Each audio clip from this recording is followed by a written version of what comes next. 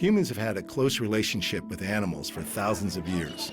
Scientists agree the domestic dog has been a trusted pet for around 15,000 years. And cats became part of the household from 10,000 years ago. And now it's estimated there are at least 600 million pet cats in the world. Exotic pets have also been kept for thousands of years. It's well documented that the Egyptians kept baboons as pets, and exotic animals kept in the home feature in many ancient texts. In modern times, the keeping of exotic pets has increased. A staggering statistic is that there are more tigers in the US alone than there are in the wild. Animal owners truly believe they are playing a role in preserving the numbers of exotic animals. But on the other side of the debate, there are those who believe it is a cruel practice to keep any animals in captivity. This series explores the issues from both sides, from those who know the dangers, but see the benefits, to others who condemn the keeping of exotic pets. Their stories follow.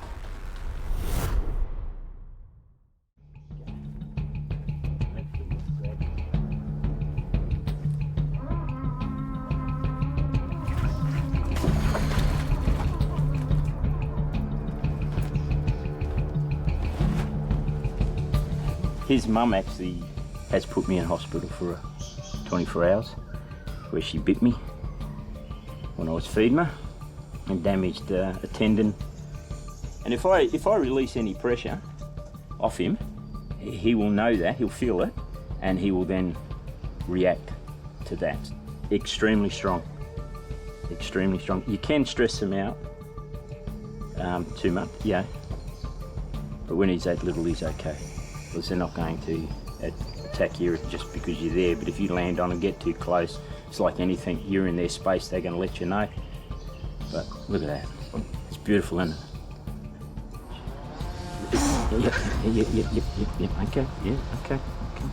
I might put him back so he doesn't stress out too much. Australia has a reputation as having some of the most dangerous animals in the world. Gane Doyle has been bitten by almost all of them.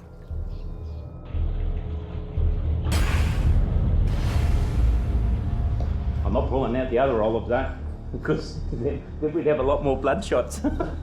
At over 12 feet long, the olive python is Australia's second largest snake. And although it's not venomous, it regularly preys on rock wallabies and even small crocodiles, ambushing them from under the water. These have got, of course, large teeth. There's over 100 teeth in the mouth on one of these. Very, very strong, extremely strong snake that can make you feel uncomfortable. This one here has wrapped around my neck once and made me feel quite uncomfortable. Now, one of the things that we do here is so that the snake knows it's going to be picked up and not being fed is we use our hat. That's why we always wear hats. He now knows, because they are intelligent, he now knows he's not getting fed. The danger is not from the snake's razor-sharp teeth. It's the sheer strength. If that wrapped around your neck, it can cause you to black out without any problems. I can feel the strength around my throat at the moment. He wants to go back to his warmth. Extremely strong snake. This particular snake, I had him out at the other end of the shed, just doing a display, and he reached up using me as a perch, and I could feel myself blacking out because he put so much pressure on my neck, it was slowing the blood circulation off to my brain, and I started to feel a bit woozy. We're going. I'm trying to shut the door back in. Cool. Gane and his father run the family business, the WA Reptile Park in Perth, Western Australia. He's grown up living alongside Australia's apex predators, venomous snakes, crocodiles, and dingoes. Not all the animals here are deadly, but the majority can do some serious damage. There are some you could keep as pets at your own risk. There are some pythons that have a few attitude problems, and want to bite or wrap around. You just got to be aware of all that. But, you know, as a pet, they're pretty easy to keep. Yeah, I mean, Lacey there, he's really easy to keep and he's quite friendly, but there's always that chance that something can go wrong. I like him. Yeah? Yeah. What have we got here, Jack? This is a lace monitor from the eastern states. A lot of people in the eastern states have these as pets. And this one here has bitten me. Got very sharp teeth, but that was only because I was feeding it. It missed the rats that I was feeding it that day, and grabbed all 5 fingers on one hand. The claws and the teeth are extremely sharp. When this fella bit me, and again it was only by accident, he did do a bit of slice and dice on my fingers, but there was he didn't cause me any problems to go to hospital or anything like that. Yeah, I may have needed stitches, but I stayed home. I don't like going to hospital too often. Oh, this one's pretty cool. When you actually feed this fella, we give him a scratch on the back. He arcs up the back like he enjoys it. Emotion, no. Personality, yes. This fella has his own little personality. And yeah, look at that. He's beautiful, isn't he? Closely related to the Komodo dragon, Lacey may be a friendly monitor, but the tools he uses to prey on small mammals and birds in the wild leave their mark on his handlers too. He's just using it and he's just hanging on, so the points go through. I mean, our skin's soft compared to them. So that's, yeah, you get that all the time. I never worry about any little scratches or anything like that. It's part of the job. You know, getting bitten or scratched or whatever, you know, it happens. It's not the nicest of feelings, you know, being bitten. Yeah, but yeah, with this type of job, it can happen if you you don't pay attention to what you're doing. A small scratch or even a large bite from a monitor lizard or a crocodile may not bother Gain too much, but surely a tag from one of the world's deadliest snakes would slow him down. Australia have 17 of the top 20, and this is one of them. And this is one of our local snakes for Western Australia, which is a dugite, which is a brown, but it's our local one around the Perth area. This one here got me in 2016. He wasn't in this cage, he was in another cage, and I was cleaning him out, and I had the words go through my head, turn on the light, and I didn't turn the light on. I hooked him, and he grabbed me. So I don't know which end I was trying to lift, and he actually bit 2 fingers. And he envenomated me. It was about 25 minutes before I felt any effects, and then spent 30 odd hours in hospital, getting one lot of antivenin, and my kidney stopped working. So I guess now that we've got a special relationship, me and him, he's had a piece of me and I've had a piece of him. Just extremely nice snake. Not only does Gain still consider the snake that could have killed him to be an extremely nice snake, he takes full responsibility for the incident. He knows only too well how serious the consequences can be if you make a mistake with a deadly predator. If you get too, a bit blasé or anything like that, and you take your brain out of gear, you can make a mistake. And every now and then you do that, and some can be fatal, or you can end up being crook. I mean, I've made 2 mistakes with 2 venomous snakes in 40 odd years, and it's knocked us around and all the rest of it. But my fault, not the snake's fault, because I was choosing to do something that I shouldn't have done. While it's certainly unconventional, Gain forms rewarding bonds with animals that many would never consider having as pets.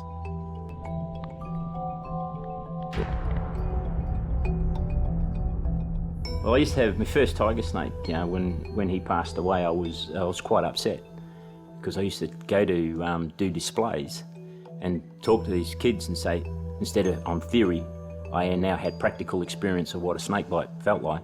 This was the one that did it. And when he passed away, I was quite upset, because we had that special relationship, that bond of, that was my first bite. Again, that was my fault, but it was still, okay, I'm now one of the people that had been bitten by a venomous snake and survived. This one's bitten you as well. This one has bitten me as well. But he's still a nice snake. It's still a nice snake, yeah. And in a very Captain Hook moment, we meet the mother of the crocodile we saw earlier, the one that sent Gain to the hospital and could have easily taken his hand. She bit me when I was doing a feeding display in here with 45 kids.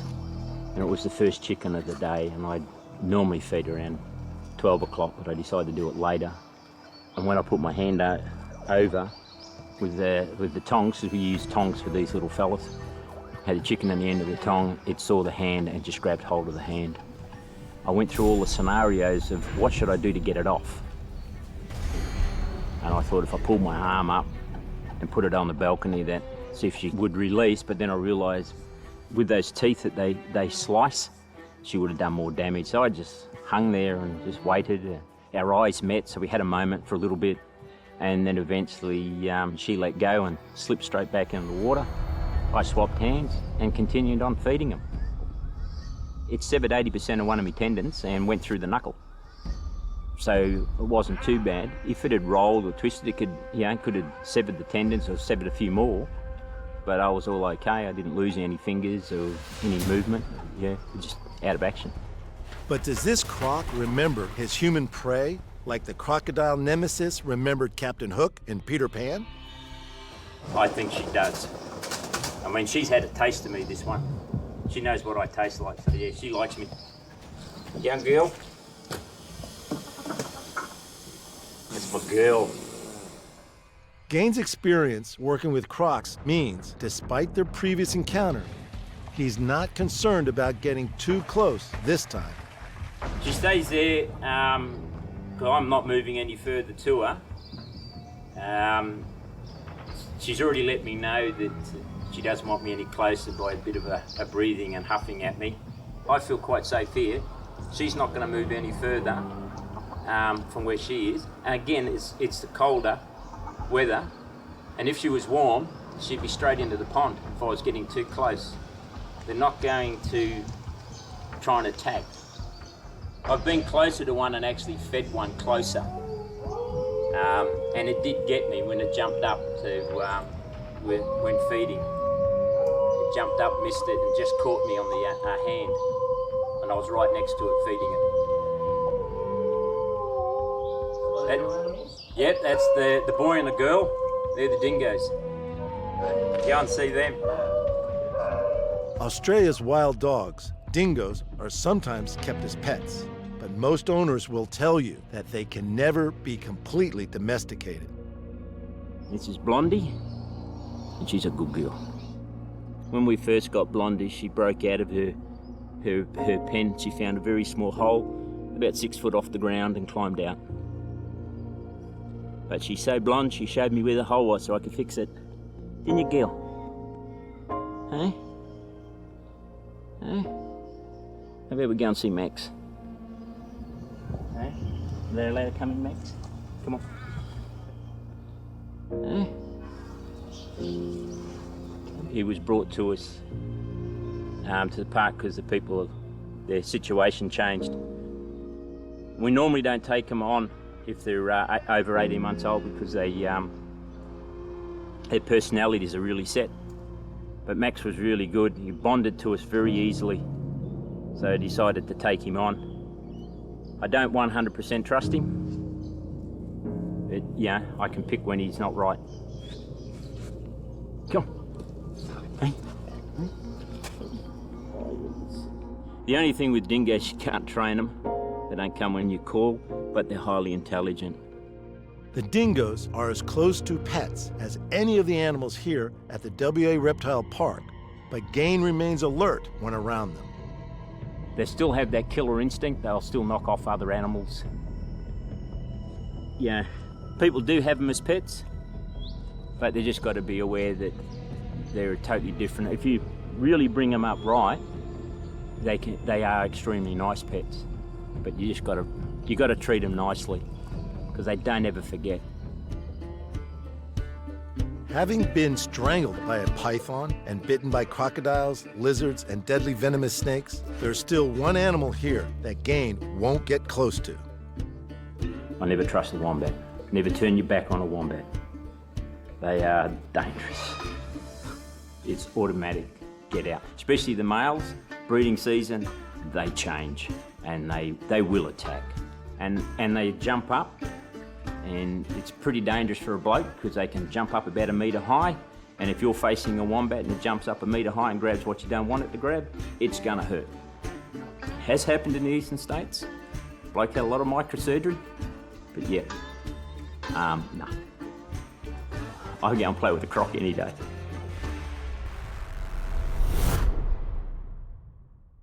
You know, some people don't want to live next to a 400-pound pot-bellied pig. So, in fairness, when you do live in a kind of a built-up city, you know, choose the right pet. Riverside County Animal Services are an animal shelter organization and vet clinic servicing one of the largest counties in California. We cover everything from the city of Riverside, which is a large metropolitan area, all the way out to areas out in the Coachella Valley, which are just undeveloped open areas of natural desert. So we get a little bit of everything. Each year, they respond to thousands of calls from the public, picking up stray dogs, cats, and the occasional, more unusual lost pet. Riverside County Animal Services, we are a sheltering service to all the stray animals that come in.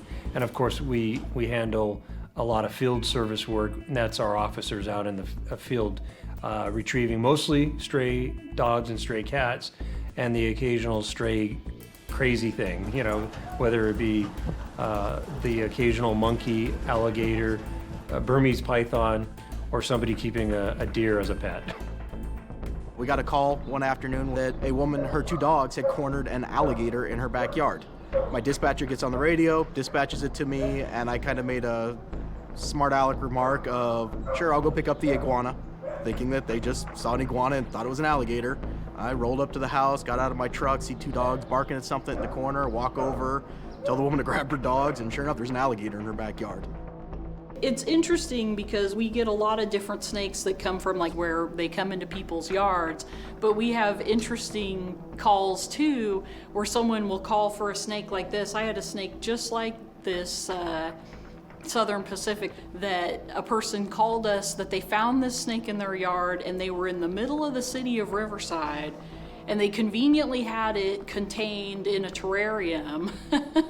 And so when I GPS'd the address to try to re-release the snake, I was just thinking to myself, there's no way that this snake ended up in the middle of downtown Riverside surrounded by blocks and blocks and blocks of residential housing. So they obviously went on a trip to the mountains, who knows what, took the snake out of the wild again, and then probably the wife or something was like, the heck no, you're not keeping that snake.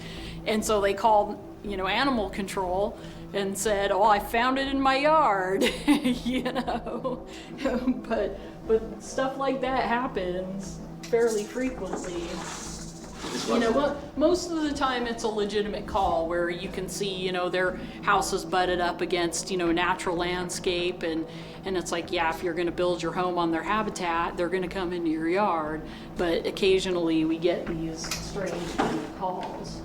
I've personally got one call where someone had a rattlesnake that they had caught and taken it home, stuck it in a china cabinet, put duct tape across the door of the china cabinet and stuck a brick in front of it and had it in there for a week.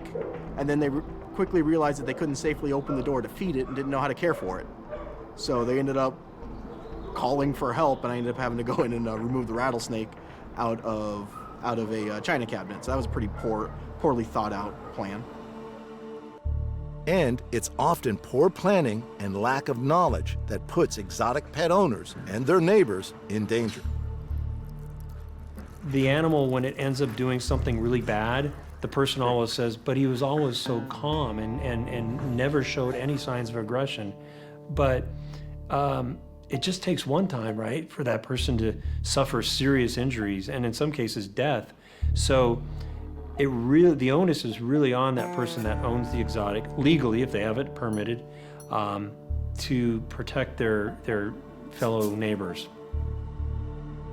In 2009, a 330-pound pet tiger escaped from her enclosure and was discovered in the backyard of a very surprised 79-year-old woman in Ingram, Texas.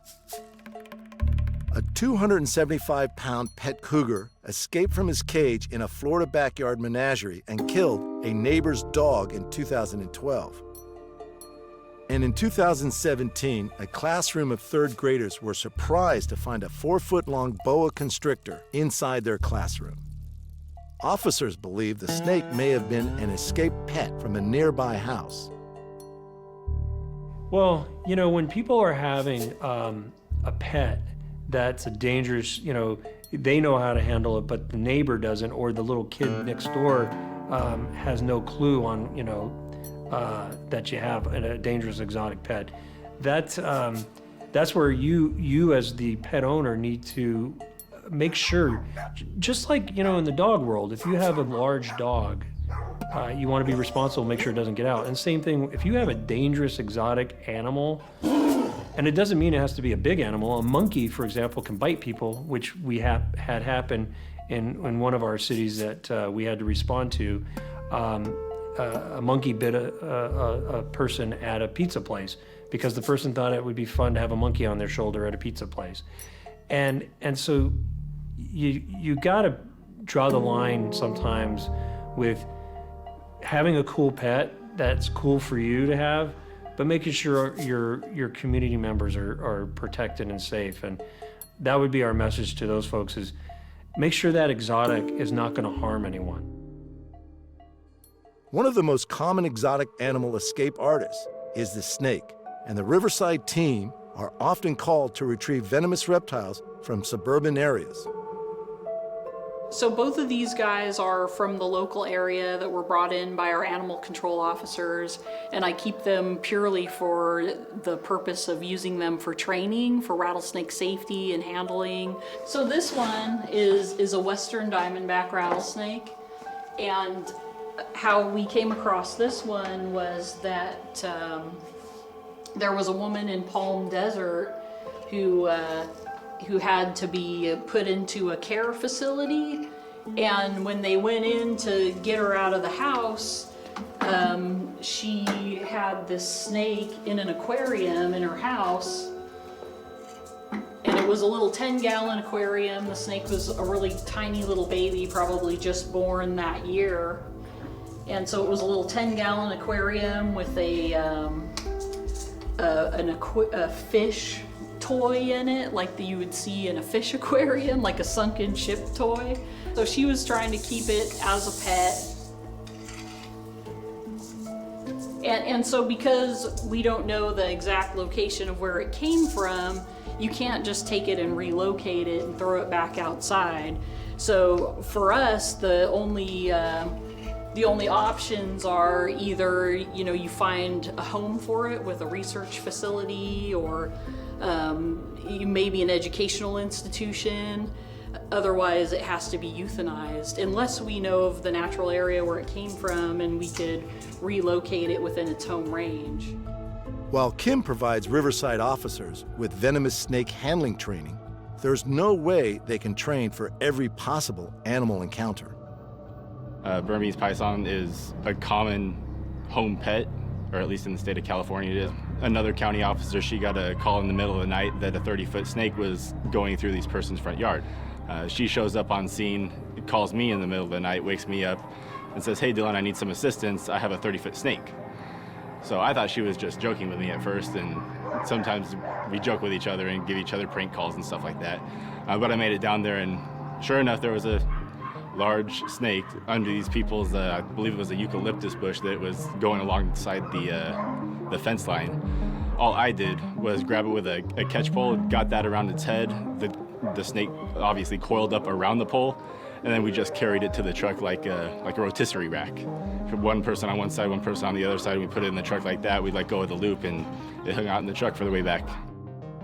You know, a lot of the training for some of these exotics kind of happens like that moment in time. You don't really respond to a domesticated deer call every day. When it comes to like a Burmese python, it's, you know, the officers, They're really good with their control stick, or the catch pole, as it's known. Some of these are just really kind of bizarre calls that they just have to use their instincts. Bear in mind, the officers are dealing with some of the most vicious dogs that you might see walking the streets. Some of them are bully breed dogs. Some of them are very aggressive. And these officers don't scare easily. In fact, I think the Burmese python scared that one officer more so than a large pit bull coming at her. Those are just such weird, odd calls, and you don't really know how to handle the Burmese python, and you don't want to get choked to death. So those types of calls are sort of like, you learn as you go sometimes. Every call out comes with a risk, and Riverside officers can just never be sure what they'll encounter when they arrive at a scene. At the time of it, it's a little hectic and scary just because you don't know if it's fully domesticated. A lot of people, they have these quote-unquote wild animals for pets and never socialize them properly, so sometimes they will bite or do other things that aren't foreseen. Much of what Riverside County Animal Services does also involves educating the public about choosing the right pet and then providing that pet with the appropriate care. Those folks that like, for example, to have a Burmese python, sometimes they get them when they're young, and then they're not really fully educating themselves on just how large those snakes can get.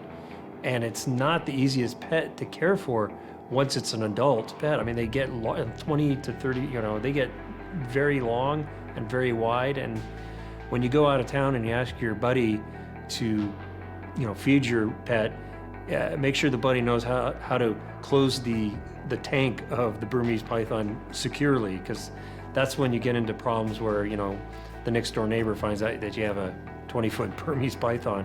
Educating the general public on exotics is important because some people like to have interesting pets. And then when it comes to animals like a tegu lizard, quite an amazing critter, but they can get big too. And your neighbor may not want to see that tegu lizard knocking on their front door. So, it's really making sure that that exotic pet is going to stay in your property and not wander off, because that can really scare the heck out of somebody if they are finding out that you own that tegu lizard and they didn't know that. Another one, I had a tegu running down Wood Road. Somebody called for a large lizard in the road, so I arrived on scene. Sure enough, there was, the body was probably only about 2 feet long, but the tail's about 3 feet long, and their tail is stronger than heck, so they can whip you and cut you open with that. It's kind of like keeping some of the more aggressive dog breeds. If you've got a responsible owner that knows what they're doing, you can keep some of those safely. And then there's some things that you just shouldn't have. When we walk into a house and somebody's caught a rattlesnake from out in the desert and it's in an aquarium, it's a venomous snake. Nobody should be keeping those as pets. Boa constrictor, there are responsible people out there that can keep them as a pet, but it's not a pet for everybody. Most people probably don't have the skills, the ability, the finances, just the space to keep something that can potentially get as large as those are going to get. We're in the business of promoting responsible pet ownership, whether you own a dog, a cat, or a rabbit, or a horse, a tortoise. We always want people to love that animal and make it part of your family. We don't really have any strong opinion one way or the other when it comes to exotic pets. We just don't like when somebody no longer is interested in being the pet owner of said exotic pet, and then they just release it into the wild and scaring their neighbors, or also shamefully allowing that animal to suffer because it could get hit by a car just like a dog or a cat, or it goes off into the wild and gets killed by other critters. But it's shameful when the pet loses its charm and then they think, oh, I'll just dump it in the riverbed, or I'll just release it. If you have an exotic pet, know how long that pet will be in your life. A tortoise, for example, can live 70, 80, 90, 100 years. So you might want to put the tortoise in your will and know that your son is going to be caring for the next 50 years of that tortoise's life. That's the only thing we'd like to share with people that are interested in exotic pets is know it's a part of your family. And when it loses its charm, don't forget, you're still the pet parent. The officers at Riverside County Animal Services have dealt with everything from escaped emus to roaming reptiles. And when it comes to exotic animals, they've seen firsthand that too little knowledge can be a dangerous thing. I think that, at least here in California, for the most part, with stuff that could kill a human being, I think that those who have them that do it legally are able, okay, but they have to reach such a bar, it's such a high bar for them to get to those proper permits and stuff. I'm kind of okay with those people. It's the backyard person who doesn't know what they're doing and doesn't have that training and hasn't gone through all the permitting process and the inspection process to try and keep a lion or a tiger or, something else along those lines, that it's a recipe for disaster. You can go to any zoo, any private place in the United States or around the world, and as soon as there's a fence, you don't have to treat them like a tiger. They're not predators anymore. They're just beautiful, interesting, and here for our enjoyment. From the fashionable Victorian menagerie to the animal stunts we see in modern movies, exotic animals have long performed for our enjoyment and entertainment. But what happens to the animals when they can no longer perform? Many end up at sanctuaries like the Performing Animal Welfare Society, a 2,300-acre natural habitat wildlife sanctuary located near San Andreas, California. This unique facility is currently home to 9 elephants, 4 lions, 1 black leopard, 7 bears, 22 tigers, and co-founder and president Ed Stewart. This is Kim, and she's in there with Roy and Claire. She's 15 years old, came out of a roadside zoo in New Hampshire, and was scheduled to go to the pet industry. Somebody intercepted her and brought her to us when they were just cubs. Hi. I know. You're a wonderful girl. Yeah, you're good.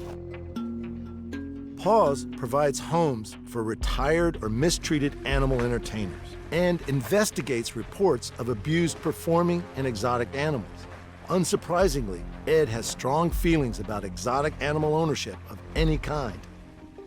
I know that there are some good facilities and some are good, some are bad, but the ultimate goal for all of these places is a little murky to me. Is it to return animals to the wild? Is it to teach people about animals? I think all of it is ineffective. In the history of the world, nobody's taken a captive tiger and put it into the wild. And with the shrinking habitat, it's never going to happen. So reintroduction is a pipe dream. It's not going to happen. And while some may argue that captivity is a valid way of preserving a species or educating the public about conservation, others, like Ed, believe that captivity changes an animal to the extent that it is no longer anything like its ancestors. Our mission is to give the animals that we take the best life we can give them, knowing that we can't give them a normal life. We can't give her a natural life. She's 15 years old and she has never had to catch her dinner, never had to hunt for her food. We have provided everything. You put an animal in an enclosure, whether it's a big enclosure or a small enclosure, you have totally changed their life. She's an apex predator. She would hunt almost constantly looking for enough food. She would be raising babies. She would have an incredible responsibility in the wild, and she would rely only on herself. Their natural history is so ingrained in them to perform their duties, and you take all that away in captivity. As soon as you put a fence up, you create disrespect for that animal. It's something of a contradiction for Ed. On one hand, he's against keeping wild animals in captivity. On the other, he keeps captive animals. We're honestly looking at these animals every day, We really want to do the best we can for them, but the best thing you can do for them is not promote it in captivity, because they're just not designed to live captive. And it's a black and white issue. So we don't look at her or him like a tiger. We look at him as an individual. They're so far removed from a real tiger in the wild. We know we have to do absolutely the best we can for them and give them the nicest place we can to live and the best vet care. But if we had a breeding pair, I would be heart sick if I was the one responsible for creating a litter of baby tigers that would have to live their whole life in a cage. You know, it's just basic freedom for a tiger to be wild. Paw's Director of Veterinary Services, Dr. Jackie Guy, has the job of ensuring that all the animals are kept healthy. Many of the problems she sees are a direct result of captivity. Animals in captivity, especially wild animals in captivity, can develop all sorts of problems that are unique to captivity that aren't found in wild populations. So as a captive wildlife veterinarian, I would say probably 95% of the problems that I'm seeing in my patients are related to captivity in one way or another. An example of that is this is a tiger. These are radiographs or x-rays of a tiger's spine he's an adult. He's not an old man by any means, but he's a mature adult. And he's got significant arthritis that, you know, would not be seen in a wild tiger. This is an early onset of really severe arthritis. And the problems Dr. Jackie sees associated with captivity are not just physical health issues. Confinement is very hard on animals, regardless of the size of the cage. Being confined brings with it all sorts of challenges for especially formerly wild animals or wild animals. Wild animals are not domesticated. In other words, they're not used to being held captive. And so there are instincts that they have that are they're not able to express. And that leads to frustration. It leads to a lot of behavioral problems, a lot of anxiety and stress, which sometimes they'll end up pacing or tossing their heads or doing various repetitive behaviors. And we've all seen that. We've all seen a pacing bear in a cage or a tiger in a cage. That's abnormal. They don't do that in the wild. Also, a really sad thing is when an exotic animal begins to self-mutilate or damage itself, pull its hair out or pull its feathers out. And that's an unfortunate consequence of stress, of being in captivity. Winston, one of the sanctuary's current bear residents, has only recently stopped displaying those telltale signs of captive boredom. Captivity, it's a challenge. When you look at California mountains, that's where they should live. The Smoky Mountains, Florida, they're all over the United States. And when they're in captivity, a lot of times, they're one of the worst pacers, one of the worst at rocking their heads. They just don't have anything to do. As former pets or performers, the animals here are accustomed to being around humans. And many involved in the exotic animal ownership debate believe that they should continue to enjoy human companionship.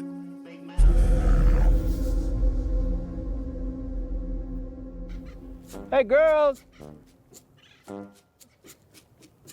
Mara, let's go! Come on, girls, let's go!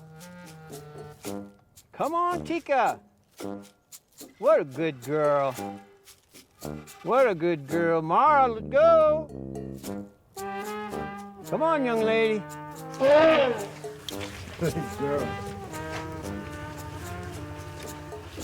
I see. Oh boy. Oh boy.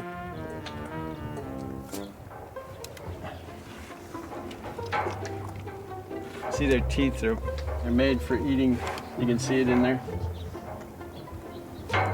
They're made for eating branches and hard brush and eating a very low protein, high fiber diet. We don't ever teach them tricks just to teach them a trick, but in order to check their teeth, it's good to be able to handle them a little bit. We don't go inside with them, but we do it from the outside. Elephants can be really, really excellent patients. They're very intelligent, they enjoy interacting with us, and we use positive reinforcement training with our elephants, meaning they choose to participate in their own health care, and they're rewarded for that. They're never punished. And so, consequently, it's actually quite easy for me to provide veterinary care for such an intelligent species. They're very easy to work with. They voluntarily will allow me to draw blood, take x-rays, work on their feet. Even more invasive things like collecting a small biopsy, things like that. They have learned that we're not here to punish or harm them in any way, so they're actually really good patients. But not all of Dr. Guy's patients are as cooperative as the elephants. It can definitely be dangerous being around dangerous exotic animals, dangerous wild animals in captivity or free-ranging for anybody, including an owner of an animal, but certainly for the veterinarian. And so again, it takes somebody like myself who's had specialized training to know how to safely treat these animals, but there's always a potential for, somebody to get hurt. And although Ed feels that captive exotics are no longer the predators they would be in the wild, even he has no doubt they remain potentially deadly. Predators know that they're predators. They don't know why, maybe, that they're focused on vulnerable things, but they do. Somebody with crutches, somebody in a wheelchair, somebody who's lagging behind, they know, even though they don't have to, it's just part of their nature to stalk and maybe hunt. And while many owners of exotic pets do provide for all their needs, caring for such unusual animals proves too difficult for many, and they often arrive at sanctuaries with a host of health issues. We have right now the second oldest African elephant in the country living here. It's almost like a retirement home in some ways, especially for elephants. They're getting old, they have arthritis before they get here. Sometimes they have foot problems, toe problems, infections, or bone problems. And so you just want to give them as many good years as you can.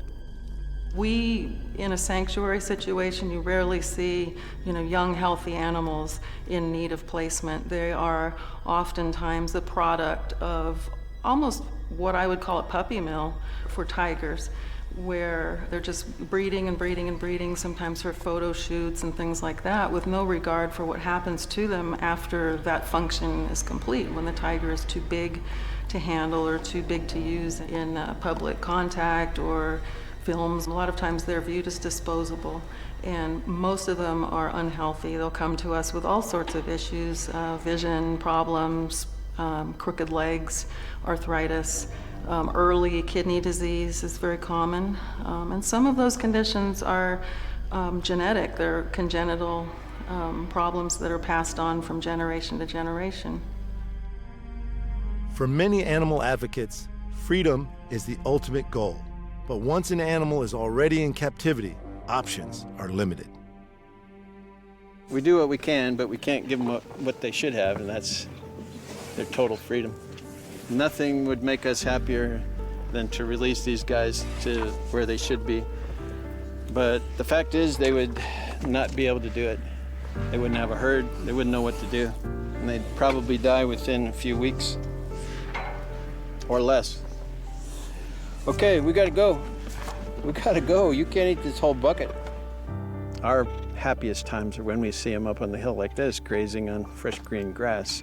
When you have a sanctuary, you live for moments where the animals are doing something that they would be doing in the wild. So if they're in a mud hole, if they're grazing, if they're pushing on a tree, if they're tearing branches off, those are all kind of rewarding times for us. But it's not a substitute for the wild. While Ed may be able to provide the illusion of freedom to the animals in his care, he's very aware that true freedom is something they'll never know.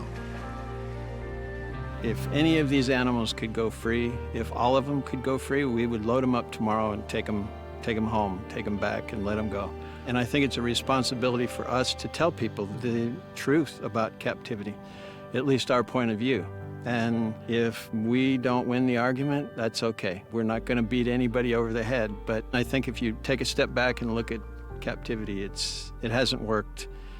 It's bad for individuals. It's not helping species. So it's time to change the model. Go to the woods, go to the creek, turn over some rocks, look at the animals, teach your children respect for nature, just basic respect for nature. I think that's the starting point. And if we can't turn it around, we can't turn it around, but let's not make tigers and bears and elephants live in enclosures for the rest of their life, generation after generation after generation, for really no reason.